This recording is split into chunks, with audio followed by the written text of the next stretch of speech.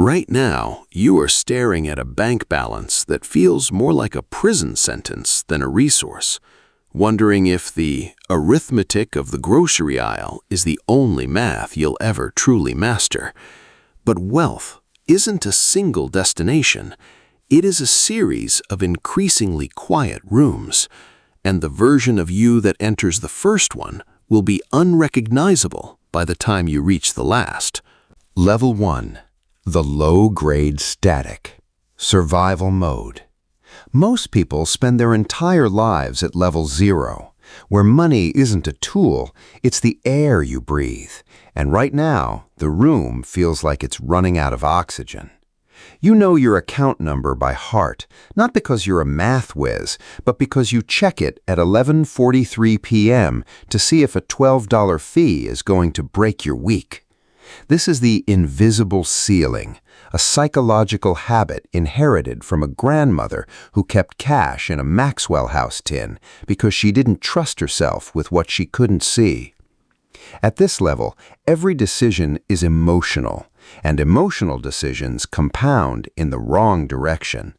To break out, you have to stop viewing your salary as your identity and start seeing it as a ceiling dressed up as a floor. Level 2. The first $10,000. The psychological shift. Crossing the 5-figure mark for the first time isn't about the money. It's about the disbelief that you actually did it. The low-grade static in your chest starts to fade, replaced by the realization that money can be information rather than just safety. This is where you transition from a spending system to a building system. You stop buying the version 2 of a version 1 that still works and start moving capital into index funds, realizing that saving alone is like trying to fill a swimming pool with a teaspoon. You aren't rich yet, but for the first time, you've decided the ceiling isn't real. Level 3. The competence plateau. $100,000 to $500,000. At this level, you've built a machine that runs while you sleep.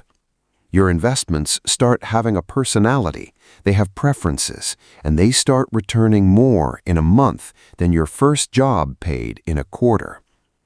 You stop performing your earnings for the approval of people trapped in the same cycle you just left. You drive a 7-year-old car, not because you have to, but because you've realized that visibility is a tax the insecure pay to look wealthy. The isolation starts here, the specific loneliness of success, where your old friends start treating you like a foreign body because your language has become untranslatable to them. Level 4. The disorienting quiet. The first million. When the number finally clears 7 figures on a random Tuesday, there is no soundtrack. It is profoundly, disorientingly quiet, because you've crossed a threshold no one in your bloodline ever has, and your family doesn't have the vocabulary for what you've become. You realize $1 million isn't freedom, it's a proof of concept.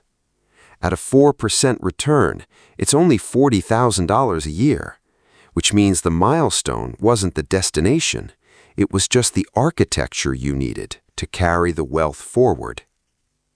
Level 5. Time freedom, $5 to $10 million. This is where the game changes texture. Wealth is no longer what you accumulate, it is what you no longer have to do. You aren't working for capital anymore, you are moving it.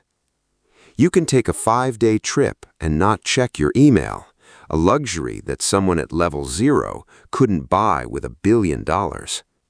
Your reputation becomes a financial instrument that earns returns independent of your daily decisions. You stop being a person who needs and start being a person who allocates.